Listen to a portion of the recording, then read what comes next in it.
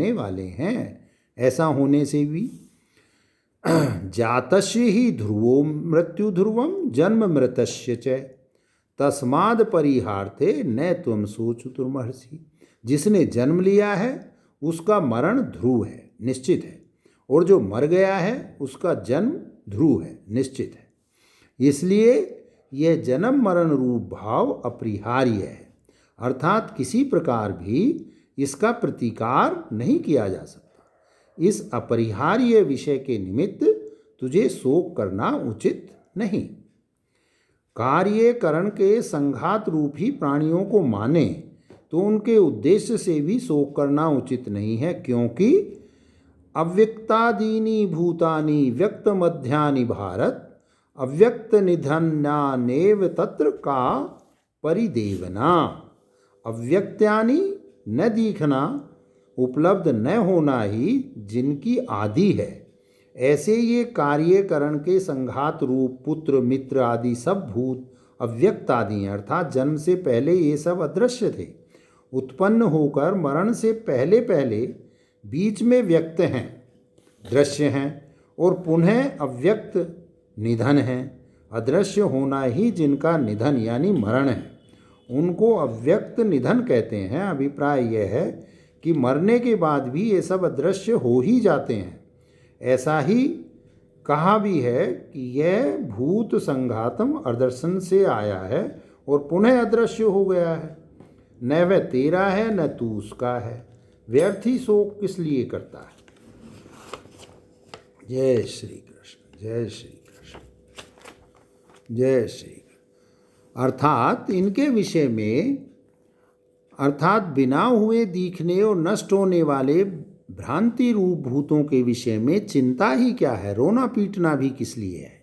जिसका प्रकरण चल रहा है वह आत्म तत्व दुर्विज्ञेय है। सर्व साधारण को भ्रांति करा देने वाले विषय में केवल एक तुझे ही क्या उल्हाना दूं, यह आत्मा दुर्विज्ञेय कैसे है। सो कहते हैं, आश्चर्यवत् पश्यति कश्चिद् देनामाश्चर्यवद्वति तथैव चान्यः आश्चर्यवचने मन्यः शृणोति श्रुत्वाप्येनं वेद न चैव कश्चित्।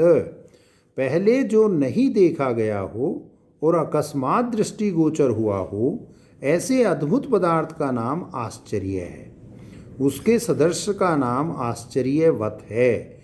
इस आत्मा को कोई महापुरुष ही आश्चर्य में वस्तु की भांति देखता है, वैसे ही दूसरा कोई इसको आश्चर्यवत कहता है, अन्य कोई इसको आश्चर्यवत सुनता है, और कोई इस आत्मा को सुनकर देखकर और कहकर भी नहीं जानता।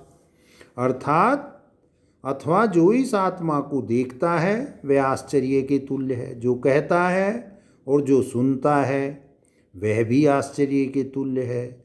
अभिप्राय यह है कि अनेक सहस्रों में से कोई एक ही ऐसा होता है, इसलिए आत्मा बड़ा दुर्बोध है। अब यहाँ प्रकरण के विषय का उपसंहार करते हुए कहते हैं, देहि नित्यम वध्योऽयं देहे सर्वस्य भारत तस्मात् सर्वाणि भूतानि न त्वं सोचतुमर्हसि। यह जीवात्मा सर्वव्यापी होने के कारण सबके स्थावर जंगम आदि शरीरों में स्थित है, तो भी अवयव रहित और नित्य होने के कारण सदा सब अवस्थाओं में अवध ही है। इसको कोई नहीं मार सकता, जिससे कि संपूर्ण प्राणियों के शरीरों का नाश किए जाने पर भी इस आत्मा का नाश नहीं किया जा सकता। इसलिए भीष्म आदि सब प्राणियों के उद्देश्य से तुझे शोक करना उचित नहीं है। यहाँ यह कहा गया कि परमार्थ तत्व की अपेक्षा से शोक या मोह करना नहीं बन सकता। केवल इतना ही नहीं कि परमार्थ तत्व की अपेक्षा से शोक और मोह नहीं बन सकते, किंतु स्वधर्मपि चावेक्षे न विकम्पतुमर्हसि धर्म्यादि युद्धाच्छो अन्य क्षत्रियस्य न विद्यते। क्षत्रिय के लिए जो युद्ध रूप स्वधर्म है उसे देखकर भी तुझे कंपित होना उचित नहीं है। अभिप्राय यह है कि अपने स्वाभाविक धर्म से विचलित होना भी तुझे उचित नहीं है, क्योंकि यह युद्ध पृथ्वी विजय द्वारा धर्म पालन और प्रजा रक्षण के लिए किया जाता है। इसलिए धर्म से ओतप्रोत परम धर्म्य है। अतः इस धर्म में युद्ध के सिवा दूसरा कुछ क्षत्रिय के लिए कल्याणप्रद नहीं है।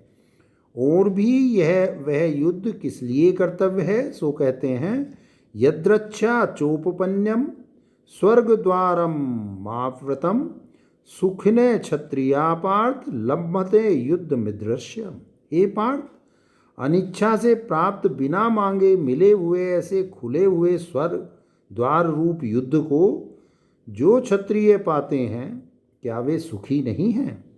इस प्रकार कर्तव्य रूप से प्राप्त होने पर भी अथ चेत्वमिमं धर्मं संग्रामं न करिष्यसि ततः स्वधर्म कीर्तिं च हित्वा पापमवाप्स्यसि। यदि तू ये धर्मयुक्त धर्म से ओतप्रोत युद्ध नहीं करेगा तो उस युद्ध के न करने के कारण अपने धर्म को और महादेव आदि के साथ युद्ध करने से प्राप्त हुई कीर्ति को नष्ट करके केवल पाप को ही प्राप्त होगा। केवल स्वधर्म और कीर्ति का त्याग होगा। इतना ही नहीं है, अकीर्ति चापि भूतानि कथयिष्यन्ति ते व्यायाम संभावितस्य चाकृतिर्मरणादितिरिच्यते। सब लोग तेरी बहुत दिनों तक स्थायी रहने वाली अपकीर्ति निंदा भी किया करेंगे।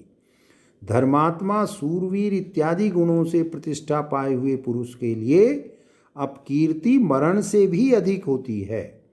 अभिप्राय यह है कि संभावित इज्जतदार पुरुष के लिए अपकीर्ति की अपेक्षा मरना अच्छा है। तथा भयाद्राणादुपरंतम मयस्यन्ते त्वां महारथा येषां च त्वं बहुमतो भूत्वा यास्यसि लाघवम।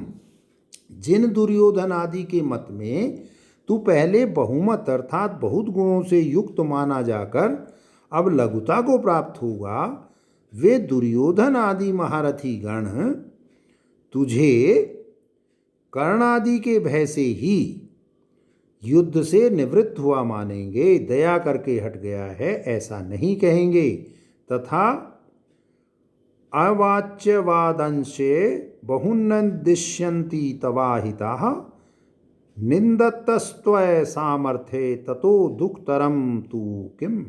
वे तेरे शत्रुगण निवात कवचादि के साथ युद्ध करने में दिखलाए हुए तेरे सामर्थ्य की निंदा करते हुए बहुत से अनेक प्रकार के न कहने योग्य वाक्य भी तुझे कहेंगे। उस निंदाजनित दुख से अधिक बड़ा दुख क्या है, अर्थात उससे अधिक कष्टकर कोई भी दुख नहीं है। पक्षांतर में कर्ण आदि सूरवीरों के साथ युद्ध करने पर हतो वा प्रापश्यसि स्वर्गम जित्वा वा भोक्ष्यसे महिम तस्मादुत्तिष्ठ कौन्तेय युद्धाय कृत निश्चय। या तो उनके द्वारा मारा जाकर तू स्वर्ग को प्राप्त करेगा अथवा कर्ण आदि सूरवीरों को जीतकर पृथ्वी का राज्य भोगेगा। अभिप्राय यह है कि दोनों तरह से तेरा लाभ ही है। जबकि यह बात है, इसलिए हे कौन्तेय युद्ध के लिए निश्चय करके खड़ा हो जा, अर्थात मैं या तो शत्रुओं को जीतूंगा या मर ही जाऊंगा, ऐसा निश्चय करके खड़ा हो जा। युद्ध स्वधर्म है, यह मानकर युद्ध करने वाले के लिए यह उपदेश है। सुन, सुख दुखे समे कृत्वा लाभा लाभौ जया जयौ ततो युद्धाय युज्यस्व नैनम पाप मवाप्स्यसि। सुख दुख को समान तुल्य समझकर अर्थात उनमें राग द्वेष न करके तथा लाभ हानि को और जय पराजय को समान समझकर उसके बाद तू युद्ध के लिए चेष्टा कर। इस तरह युद्ध करता हुआ तू पाप को प्राप्त नहीं होगा। यह प्रासंगिक उपदेश है। स्वधर्मी चावेक्ष इत्यादि श्लोकों द्वारा शोक और मोह को दूर करने के लिए लौकिक न्याय बतलाया गया है, परंतु परमार्थिक दृष्टि से यह बात नहीं है। यहाँ प्रकरण परमार्थ दर्शन का है, जो कि पहले श्लोक 30 तक कहा गया है। अब शास्त्र के विषय का विभाग दिखलाने के लिए एषात विहिता इस श्लोक द्वारा उस परमार्थ दर्शन का उपसंहार करते हैं, क्योंकि यहाँ शास्त्र के विषय का विभाग दिखलाया जाने से यह होगा कि आगे चलकर ज्ञान योगेन सांख्यानाम कर्म योगेन योगिनाम इत्यादि जो दो निष्ठाओं को बताने वाला शास्त्र है वह सुखपूर्वक समझाया जा सकेगा और श्रोतागण भी विषय विभाग पूर्वक अनायास ही उसे ग्रहण कर सकेंगे। इसलिए कहते हैं ऐसा ते भीहिता सांख्ये बुद्धिर्योगे त्वाम शृणु बुद्धया युक्तो यया पार्थ कर्मबंध्यम प्रहास्यसि। मैंने तुझसे सांख्य अर्थात परमार्थ वस्तु की पहचान के विषय में यह बुद्धि यानी ज्ञान कह सुनाया। यह ज्ञान संसार के हेतु जो शोक मोह आदि दोष हैं उनकी निवृत्ति का साक्षात कारण है। इसकी प्राप्ति के उपाय रूप योग के विषय में अर्थात आसक्ति रहित होकर सुख दुख आदि द्वंद्वों के त्याग पूर्वक ईश्वर आराधन के लिए कर्म किए जाने वाले कर्म योग के विषय में और समाधि योग के विषय में इस बुद्धि को, जो कि अभी आगे कही जाती है, सुन। रुचि बढ़ाने के लिए उस बुद्धि की स्तुति करते हैं। हे अर्जुन, जिस योग विषयक बुद्धि से युक्त हुआ तू धर्माधर्म नामक कर्म रूप बंधन को ईश्वर कृपा से होने वाली ज्ञान प्राप्ति द्वारा नाश कर डालेगा। इसके सिवा और भी सुन। नेहाभिक्रम नाशोषति प्रत्यवायो न विद्यते स्वल्पमस्य धर्मस्य त्रायते महतो भयात्। आरंभ का नाम अभिक्रम है। इस कर्म योग रूप मोक्ष मार्ग में अभिक्रम यानी प्रारंभ का कृषि आदि के सदृश नाश नहीं होता।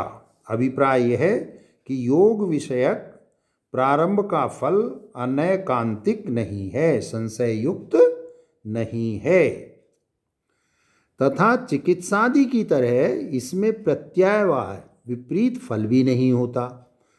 तो क्या होता है? इस कर्मयोग द्वारा कर्म योग रूप धर्म का थोड़ा सा भी अनुष्ठान साधन जन्म मरण रूप महान संसार भय से रक्षा किया करता है।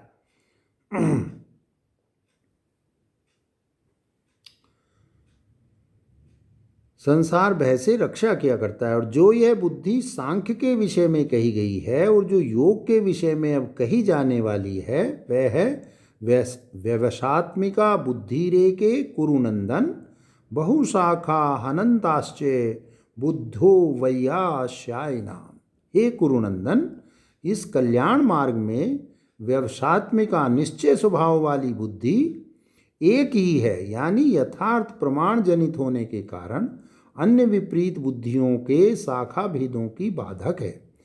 जो दूसरी बुद्धियां हैं जिनके शाखा भेद के विस्तार से संसार अनंत अपार और अनुपरत होता है अर्थात निरंतर अत्यंत विस्तृत होता है, उन अनंत भेदों वाली बुद्धियों का प्रमाण जनित विवेक बुद्धि के बल से अंत हो जाने पर संसार का भी अंत हो जाता है। परंतु जो अव्यवसायी हैं, जो प्रमाण जनित विवेक बुद्धि से रहित हैं, उनकी वे बुद्धियां बहुत शाखा अर्थात बहुत भेदों वाली और प्रति शाखा भेद से अनंत होती हैं। जिनमें निश्चयात्मिका बुद्धि नहीं है वे यामिमा पुष्पिताम वाचम प्रवदन्ति विपश्चित वादरतः पार्थ नान्यम दस्तिति वादिनः। इस आगे कही जाने वाली पुष्पित वृक्षों जैसी शोभित सुनने में ही रमणीय जिस वाणी को कहा करते हैं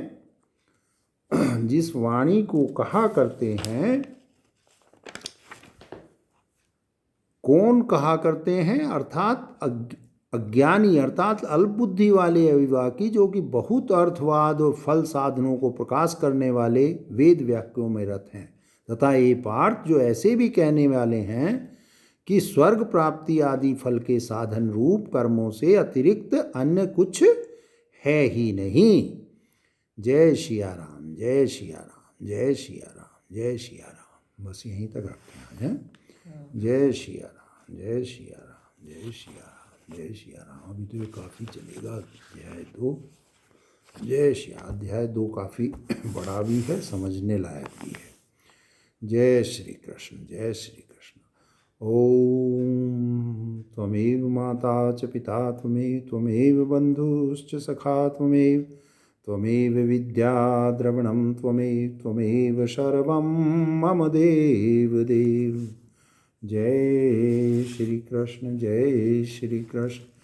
आरती कुंज बिहारी की, श्री गिरधर कृष्ण मुरारी की। ले में वैजंती माला, बजावे मुरली मधुर बाला। श्रवण में कुंडल झलकाला, आनंद नंद लाला। गगन सम अंग कांति काली, राधिका चमक रही आली।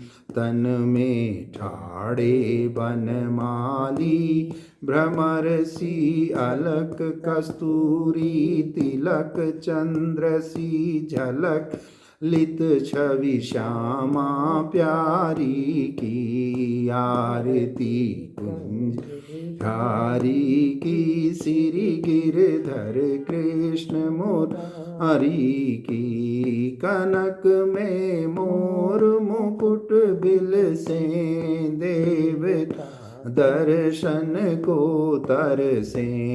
गगन सो सुमन राशि बरसे, बजे मुरचंग मधुर दंग।